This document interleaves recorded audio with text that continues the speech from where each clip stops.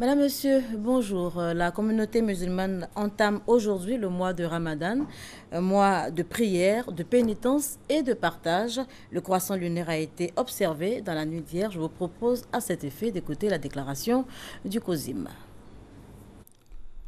Le Conseil supérieur des imams en Côte d'Ivoire, COSIM, le Conseil des imams sunnites, CODIS, informe la communauté nationale que le croissant lunaire marquant le début du Ramadan 2016 a été observé ce soir à V4 dans la région de Bio, puis à Ravia dans la région de Boaké. Ainsi, les imams informent toute la communauté musulmane que le Ramadan commencera, Inch'Allah, le lundi 6 juin 2016. Les imams souhaitent bon Ramadan à toutes et à tous. Et je vous remercie. Bismillahir Rahmanir Rahim. Thumma salatu wassalam ala rasulillah amma ba'd. Niye kibaraye kabanya limami tomba fila yoro COSIM ani CODIS. Kafo ko kalo yela dugu filala Côte d'Ivoire. Bio marala ani Ravia Boaké marala. Ko ladu. Nala sona sini tenen. No beben. Juin kalo tele woroma 2016 la olebena ben songalo damnenma ala bato mine ka kalo timede ama wassalamu alaikum wa rahmatullahi wa barakatuh. Le chef de l'État est rentré hier de Dakar où il participait au 49e sommet ordinaire des chefs d'État et de gouvernement de la CEDEAO. Alassane Ouattara prenait également part au sommet extraordinaire de l'UEMOA, Union économique et monétaire ouest-africaine. Avec Viviane Aïmé, je vous propose de retourner sur la cérémonie d'ouverture des travaux de ce sommet extraordinaire. Désigné le 8 janvier dernier par ses pairs de l'UEMOA pour tenir les rênes de l'Union économique et monétaire ouest-africaine, le président de la République Alassane Ouattara a en charge de conduire l'organisation commune dans l'environnement économique et sécuritaire difficile actuel. Si la gestion financière et monétaire au sein de l'espace UEMOA a jusqu'à présent eu des effets positifs, a souligné le nouveau président en exercice, des dysfonctionnements apparaissent aujourd'hui au niveau de l'organe de gestion, à savoir la commission de l'UEMOA, et qu'il convient de corriger. Messieurs les chefs d'État et de gouvernement, chers frères, nous sommes tous unanimes à reconnaître que notre Union se porte bien et que sa gouvernance est guidée par l'intérêt général. Pour autant, nous devons tendre vers plus d'efficacité. Nous ne pouvons pas faire l'économie de certaines réformes structurelles. C'est la raison pour laquelle vous avez souhaité qu'une réflexion soit menée sur la question de la mobilisation des ressources à travers le prélèvement communautaire de solidarité et sur celle de la rationalisation des institutions et des organes de l'UEMOA. Au cours de cette session, nous serons appelés à examiner des propositions issues de plusieurs études menées à notre demande. Le danger le plus grave aujourd'hui reste le terrorisme, a alerté le président de la République Alassane Ouattara, qui a inscrit ce point comme sujet prioritaire dans l'ordre du jour du sommet. Les efforts que nous avons accomplis en si peu d'années risquent d'être gravement compromis si notre Union ne trouve pas de réponse appropriée à la question sécuritaire. La situation dans notre sous-région n'a jamais été aussi préoccupante que ces derniers mois. Ce défi que nous lance le terrorisme n'est pas insurmontable. C'est ensemble que nous pourrons le relever, car aucun État ne dispose seul de moyens pour combattre ce fléau auquel nous sommes tous confrontés. C'est pourquoi, me faisant l'écho de cette préoccupation liée à la sécurité dans notre espace communautaire, j'ai pris l'initiative de demander au président de la Commission d'organiser à Abidjan le 27 mai dernier une réunion des ministres de la Défense et de la Sécurité de l'UEMOA. Après le huis clos des chefs d'État, le président de la République Alassane Ouattara s'est réjoui de l'avancée des différents dossiers. Pour ce qui concerne la sécurité, je me réjouis de l'adoption par notre conférence de la déclaration et du plan d'action paix et sécurité, ceci traduit notre engagement et notre ferme détermination à lutter contre le terrorisme. J'engage la Commission à travailler étroitement avec nos ministres de la Sécurité et de la Défense pour la mise en œuvre diligente et coordonnée de ce plan. Un communiqué final a été lu par le président de la commission de l'UEMOA, Cheikh Hadjibou Soumaré. Les attaques terroristes qui continuent donc de faire des victimes dans la sous-région, des affrontements entre Boko Haram et des soldats du Niger et du Nigeria ont fait plus d'une 50aine de morts dans 2 opérations distinctes ces dernières heures. Le point avec Salima Toudia et Abou Sanogo. La ville de Bosso attaquée dans la nuit du samedi. Le poste militaire de cette localité du Niger, proche de la frontière avec le Nigeria, a été pris d'assaut par une centaine d'éléments de Boko Haram arrivés en voiture et lourdement armés. Ceux-ci, à la recherche de vivres et de munitions selon les témoignages des habitants, se sont livrés à des scènes de pillage. Quelques heures plus tard, face aux forces de défense et de sécurité qui ont lancé une grande offensive, les assaillants se sont repliés avec une dizaine de morts dans leur rang. L'armée gouvernementale reprend alors le contrôle de Bosso, mais après avoir payé un lourd tribut. 30 soldats nigériens et 2 autres du Nigeria sont tués. Les blessés sont au nombre de 67. Mais à présent, un calme précaire règne sur Bosso. L'armée nigérienne a annoncé un ratissage en cours, mobilisant tous les moyens terrestres et aériens. Cette attaque intervient alors que la force multinationale mixte, composée du Nigeria, du Cameroun, du Tchad et du Niger, se prépare à lancer une offensive décisive contre Boko Haram dans la région du lac Tchad. Le groupe terroriste aurait fait depuis 2009 au moins 20 000 victimes dans ces pays.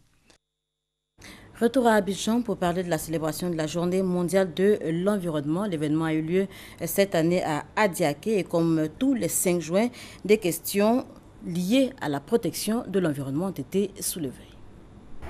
Lagune Abi, les éléments de la nature en mouvement, l'orage s'annonce. Une délégation du ministère de l'Environnement et de l'Office ivoirien des parcs et réserves visite le parc national des îles Eotilé dans le département d'Adiaké. Une visite pour explorer la biodiversité dense en ces lieux. Nous sommes le 5 juin, c'est la journée mondiale de l'environnement. Thème choisi pour 2016, contre le commerce illégal de la vie sauvage. Nous sommes rendus ici aux îles Eotilé pour sensibiliser la population sur l'intérêt de préserver le parc national des îles Eotilé. C'est un écosystème qui renferme une grande biodiversité et lorsque nous avons visité ces îles, on s'est rendu compte de l'esthétique, de la beauté et des espèces fauniques qui y sont et qui sont des espèces médicamenteuses. En Côte d'Ivoire, comme dans le monde, il y a de nombreuses espèces animales et végétales à protéger. Et cela a été réaffirmé par le directeur de cabinet adjoint représentant le ministre Alakwadio Rémy, ministre de l'Environnement et du Développement durable à Adiaké, ville choisie pour la célébration officielle. Et il s'agit, à travers cette journée-là, de sensibiliser les régions que nous sommes, les chefs traditionnels qui sont venus nombreux, de sorte qu'en retour, ils puissent eux aussi sensibiliser les populations, les prévenir sur les risques un peu de comportements pervers qui nuisent à l'environnement.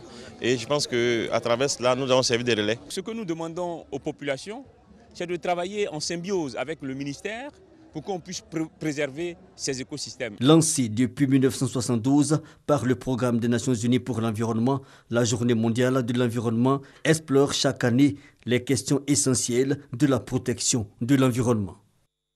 C'est un reportage signé Franck Kouadio et je vous conduis à présent à Yamoussoukro où la question de la prévention de la corruption a fait l'objet d'un séminaire. On en parle avec Kouadio Kwame Jean-Daniel Dedieu.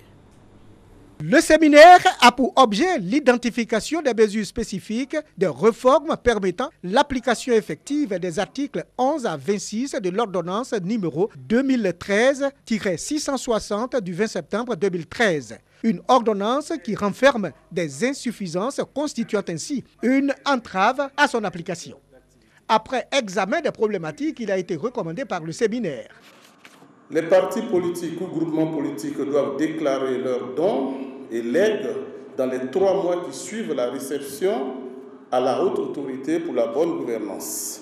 la vérification des budgets de campagne des élections présidentielles et législatives par le Conseil constitutionnel et la vérification des budgets de campagne des élections locales par la Cour suprême.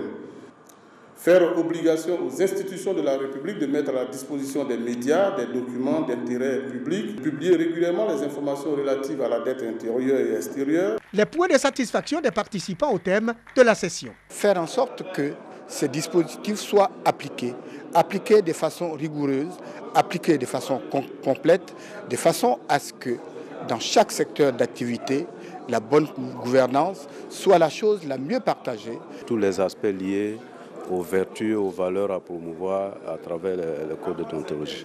Pour les responsables de la Haute Autorité pour la bonne gouvernance, notre pays dispose désormais de propositions de référence dans lesquelles doivent s'insérer les initiatives et actions destinées à soutenir la lutte contre la corruption. L'indice de pauvreté multidimensionnelle également au cœur d'un séminaire. Retenez qu'un nouvel indicateur est au service désormais des politiques de développement. L'entrepreneuriat ne doit pas être le refuge des personnes ayant échoué à s'insérer dans l'administration publique ou privée, mais le fruit d'une décision responsable. Pour relever le défi, plusieurs qualités sont nécessaires. Un jeune a besoin fondamentalement de s'auto-analyser, de comprendre quels sont ses points forts, quels sont ses points faibles, à partir de là donc se mettre en action. Être fort dans son envie de réussir, son envie de progresser, c'est être fort dans son système de valeurs, donc croire en des choses essentielles qui le guident au quotidien et qu'il a envie fondamentalement d'être utile à lui-même et à la société. Pourtant, le problème de financement est l'un des plus grands obstacles rencontrés par les jeunes entrepreneurs ivoiriens. Avec un système financier qui n'encourage pas vraiment la création d'entreprises, il est très difficile à l'entrepreneur de pouvoir financer ses projets. Diminuer les cautions et garanties bancaires exigées pour les prêts, adapter la durée de remboursement aux activités et rabaisser les taux d'intérêt sur les prêts accordés. Ce sont les pratiques attendues du système financier pour encourager les jeunes entrepreneurs. Ici, l'État a un rôle à jouer, le porteur de projet aussi. Il est important que les jeunes comprennent aujourd'hui qu'avec tout ce qu'offre, je dirais, l'environnement technologique, on n'a plus besoin effectivement d'attendre ou un enseignant, ou un État, ou une entreprise. On peut soi-même se cultiver, se former, être curieux, progresser et à partir de ce moment-là donc, décider de ce qu'on a envie de faire de sa vie. En tout état de cause, Fabrice Savignon se dit convaincu que l'ambition personnelle doit rester la principale clé de la réussite. Voilà, c'est un reportage signé Lassine Bakayoko et Adama Kone. Je vous propose à présent d'écouter la déclaration des étudiants du BTS qui ont donc décidé de lever leur mot d'ordre de grève de 72 heures, ce après des pourparlers satisfaisants avec la tutelle. Camarades étudiantes, camarades étudiants des grandes écoles de Côte d'Ivoire, au terme donc de ces rencontres, nous sommes heureux de vous annoncer que nos points de revendication qui étaient les plus importants ont été pris en compte. Ainsi, les inscriptions des camarades candidats au BTS sont ouvertes à l'adresse 3xW-examen au pluriel bts.net. Le dépôt des dossiers pour les candidats libres auront lieu à la direction des examens d'OREX et non à l'université. Concernant l'enrôlement biométrique, toutes les garanties nous ont été données que cette opération débutera le lundi 13 juin 2016 dans les établissements. Cette opération n'aura aucune incidence sur la programmation de l'examen du BTS. Concernant le déroulement de l'examen, session 2016, une communication sera faite par le ministère de l'Enseignement supérieur et de la Recherche scientifique dans les jours à venir. Nous tenons à remercier Madame le ministre, le professeur Bakayoko Ly Ramata, pour son implication personnelle dans la résolution de ces revendications. Satisfait par ces avancées, nous déclarons lever le mot d'ordre de grève et vous invitons à reprendre les cours dès le lundi 6 juin 2016, fait à Abidjan le samedi 4 juin 2016 pour le FENEPSI, la FETEPSI et le CGFSI. Je vous remercie. Voilà, hors de chez nous, en Syrie, l'armée soutenue par la Russie s'approche de Raqqa. Un mois après avoir été délogée, l'armée syrienne a pénétré samedi dans la province de Raqqa, au nord de la Syrie. Notez que c'est le fief de l'organisation État islamique. L'armée qui s'avance donc, mais la province d'Alep lui reste toujours difficile à conquérir. Peut-être bientôt une femme à la mairie de Rome. Virginia Raggi, 37 ans, avocate de formation, est arrivée largement en tête de l'élection municipale partielle en Italie, ce malgré son manque d'expérience politique. Et puis pour terminer, on parle sport. C'est un des plus beaux jours de sa vie, c'est en tout cas ce qu'a confié Djokovic à la presse. On parle donc tennis. Novak Djokovic qui a remporté, vous le savez certainement, le Roland-Garros dimanche dernier. Voilà qui met un terme à ce journal. Merci de nous avoir suivis. Je vous souhaite de passer une excellente journée.